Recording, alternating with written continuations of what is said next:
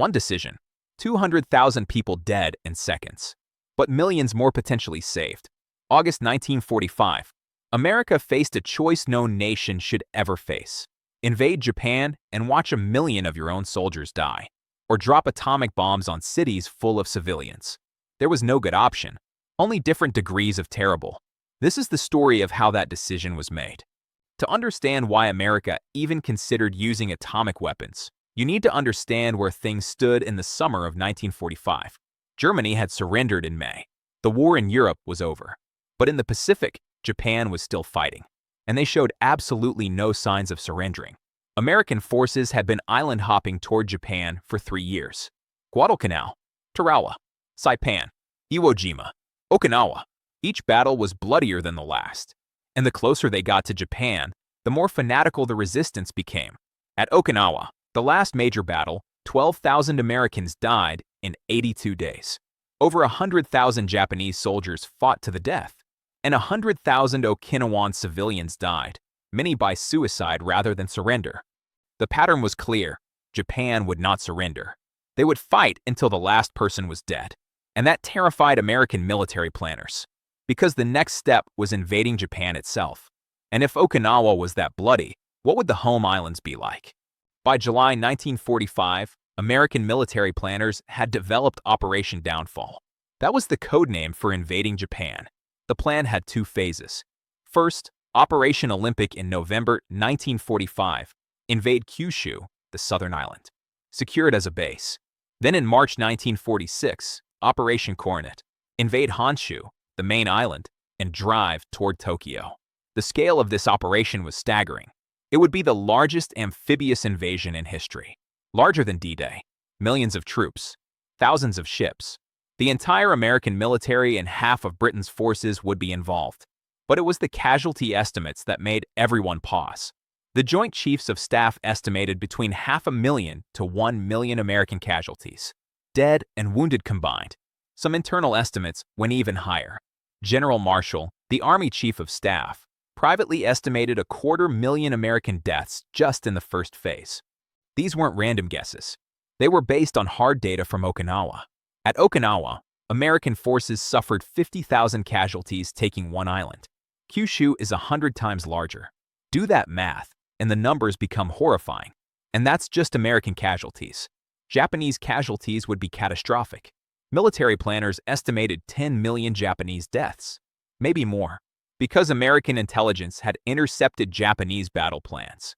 And those plans were apocalyptic. Japan was implementing something called Ketsugo, the Decisive Battle. The entire civilian population was being mobilized. Every man, woman, and child over 12 years old was being trained to fight. They were making bamboo spears, training people to be human bombs. The plan was to make every city a fortress, every home a fighting position, force America to kill every single person in Japan. The intercepted messages were absolutely clear. Japan would not surrender. They would fight until the entire nation was destroyed. Okinawa wasn't an exception. It was the preview. President Truman looked at these estimates and understood something. America couldn't invade Japan. Not like this. The cost wasn't just unacceptable militarily. It was unacceptable morally. 10 million Japanese deaths meant genocide. The complete destruction of a nation and its people. There had to be another way. That other way had been in development since 1942. The Manhattan Project. It started because of fear that Nazi Germany was developing atomic weapons. America had to get there first. The government recruited the best scientists in the world, built secret facilities in the desert and mountains, spent $2 billion, employed over 130,000 people. Most of them had no idea what they were actually building. By 1945, Germany was defeated, but the project continued. Now the target was Japan. The scientists understood what they were creating. A weapon that used nuclear fission to release massive energy. One bomb, carried by one aircraft, with the explosive power of 15,000 tons of TNT, enough to destroy an entire city.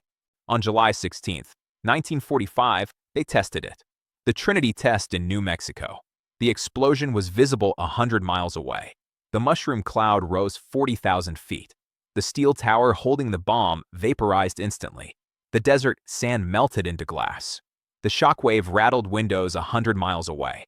Robert Oppenheimer, the scientific director, watched the explosion and later said he thought of a line from Hindu scripture. "Now I am become death, the destroyer of worlds." The scientists knew what they created. Some were horrified. Some argued the bomb should never be used on cities.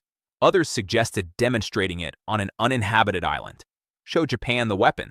Give them a chance to surrender without killing civilians. But military planners disagreed.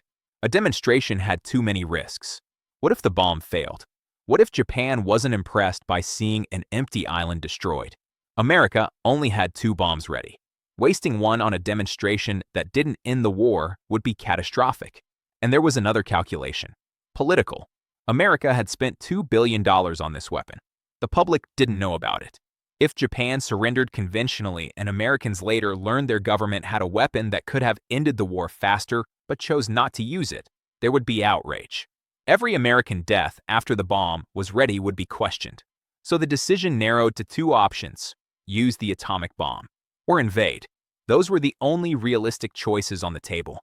Harry Truman became president in April 1945 when Franklin Roosevelt died. He'd been vice president for only 82 days. Roosevelt never briefed him on the Manhattan Project. Truman learned about atomic weapons 2 weeks after becoming president. Now, 3 months later, he had to decide whether to use them. Truman wasn't a general. He wasn't a scientist. He was a politician from Missouri who'd run a men's clothing store before entering politics. He never expected to be president, and certainly never expected to make a decision like this.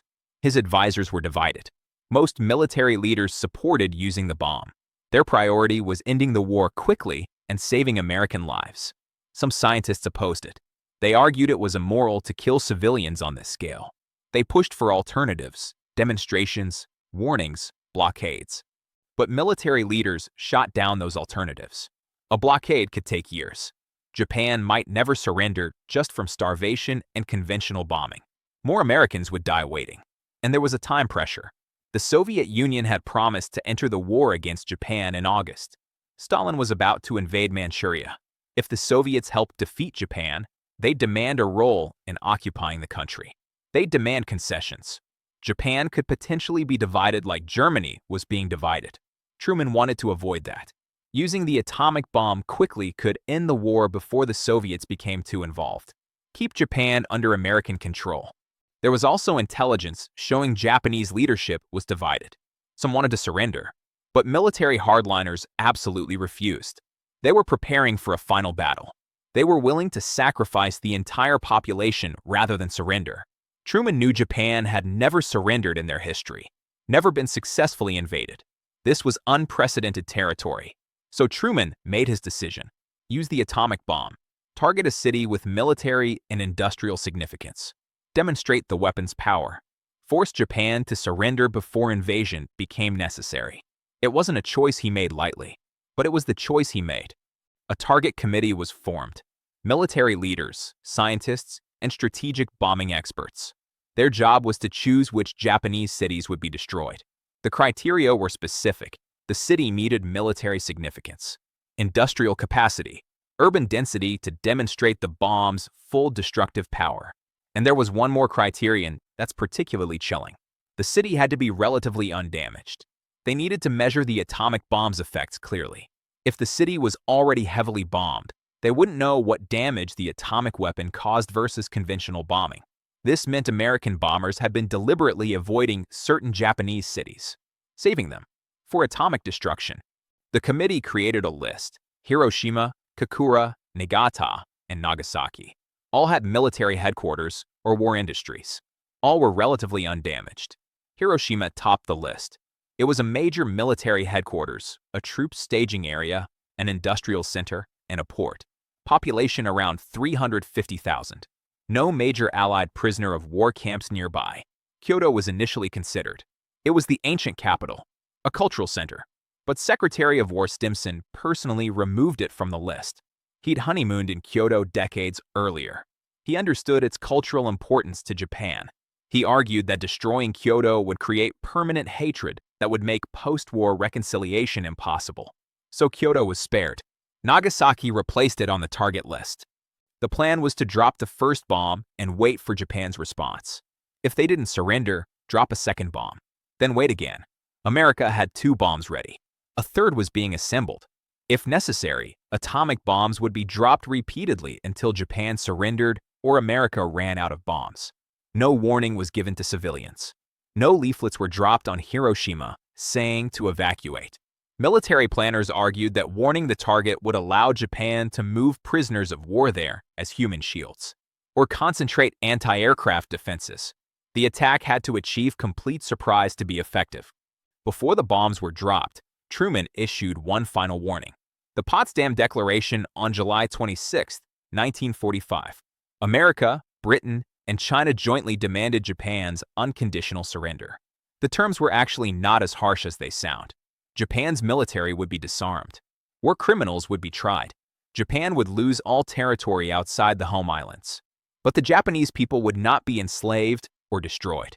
They could rebuild as a peaceful nation. Democratic reforms would be implemented. The declaration included a veiled threat. The alternative for Japan is prompt and utter destruction. Truman and his advisors knew this meant atomic bombs. But the declaration didn't explicitly mention them. It was deliberately vague. Give Japan a chance to surrender without revealing the secret weapon. Japan's government debated the response internally. Some leaders wanted to accept. The war was clearly lost. The naval blockade was starving the population. Conventional firebombing was destroying cities every night. The Soviets were about to attack from the north. Continuing the war was national suicide. But military hardliners refused to accept surrender. They argued it was dishonorable, unthinkable. They pushed for continuing the war, fighting to the last person, making the invasion so costly that America would offer better terms. Prime Minister Suzuki issued a statement using the Japanese word mokusatsu regarding the declaration. This word is ambiguous. It can mean withhold comment or ignore, depending on context. But the English translation said Japan would ignore the ultimatum. Western media interpreted this as outright rejection. Truman and his advisors concluded that Japan had refused to surrender. The atomic bomb was now the only option to avoid invasion. Historians still debate whether this was a miscommunication, whether Japan might have surrendered if the terms guaranteed the emperor's safety, if more time had been given for internal debate. But in July 1945, with the invasion scheduled for November, Truman believed time had run out. Japan had refused surrender.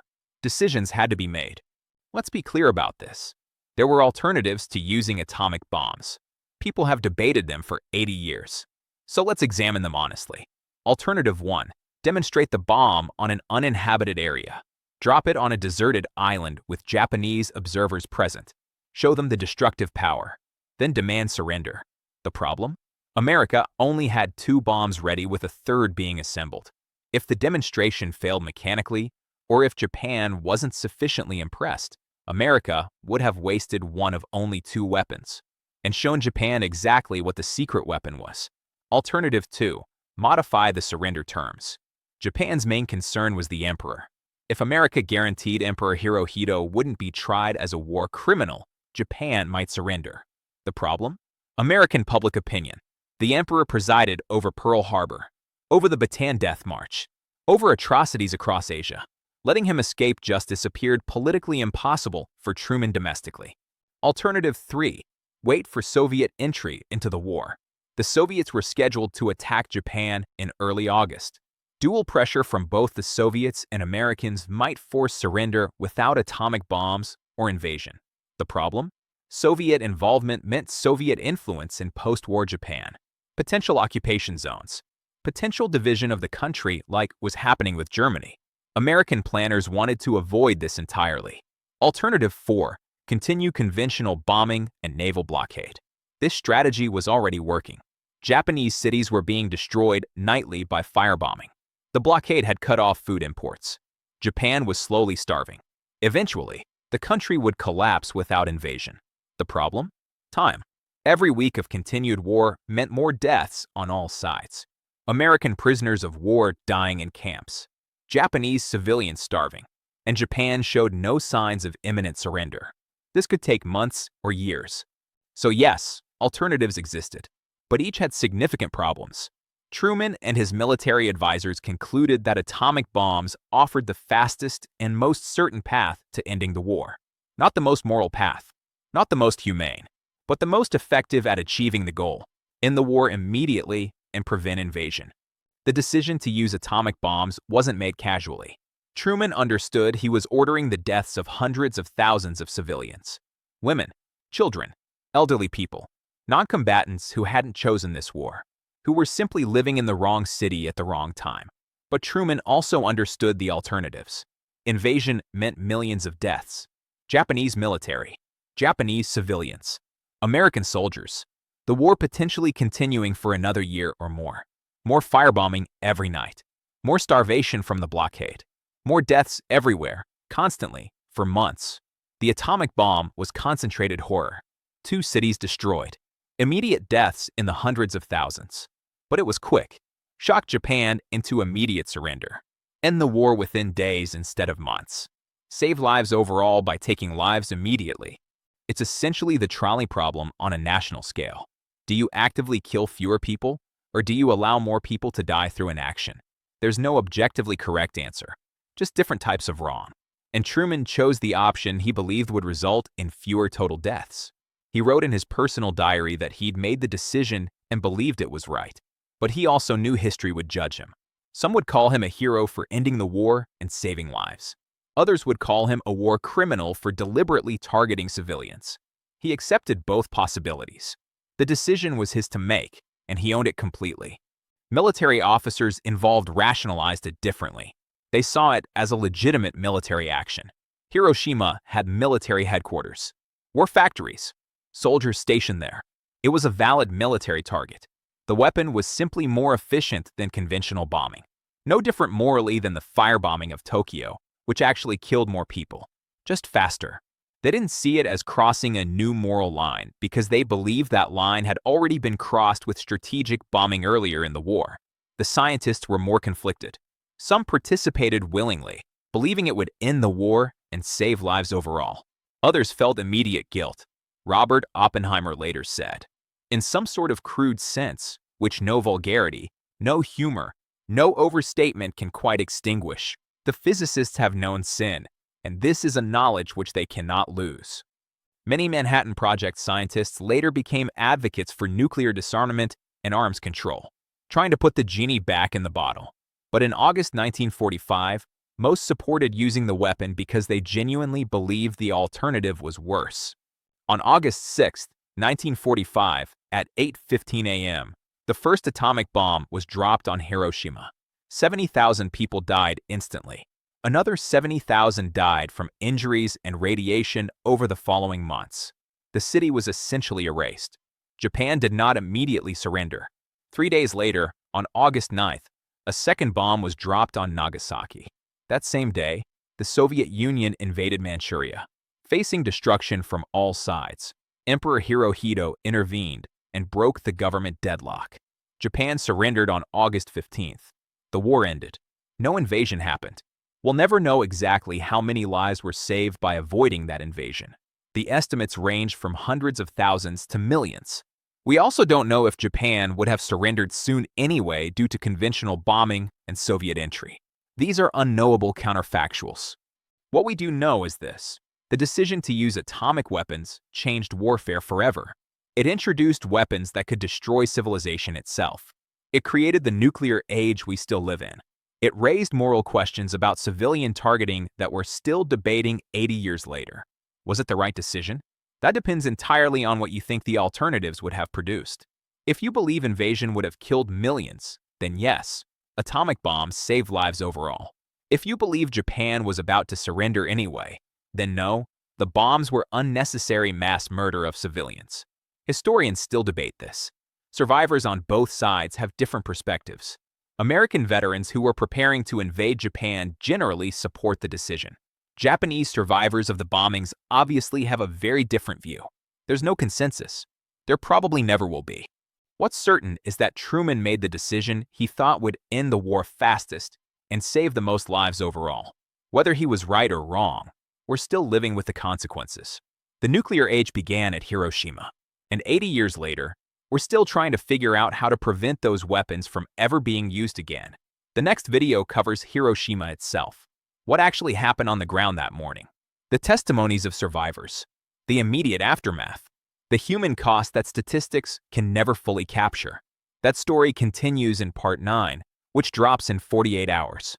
This is Part 8 of 15 in the Complete Pacific War series. We've gone from Pearl Harbor to the atomic bomb decision. The next videos cover the bombings themselves, Japan's surrender, and the aftermath that shaped our modern world. If you want the complete story, subscribe now. Because what happened at Hiroshima and Nagasaki changed everything. And that story deserves to be told completely and honestly. The outcome of Truman's decision is still unfolding. We're still living in the world that choice created. Still debating whether it was right. Still trying to prevent it from happening again. That's the legacy. And that discussion will continue as long as nuclear weapons exist.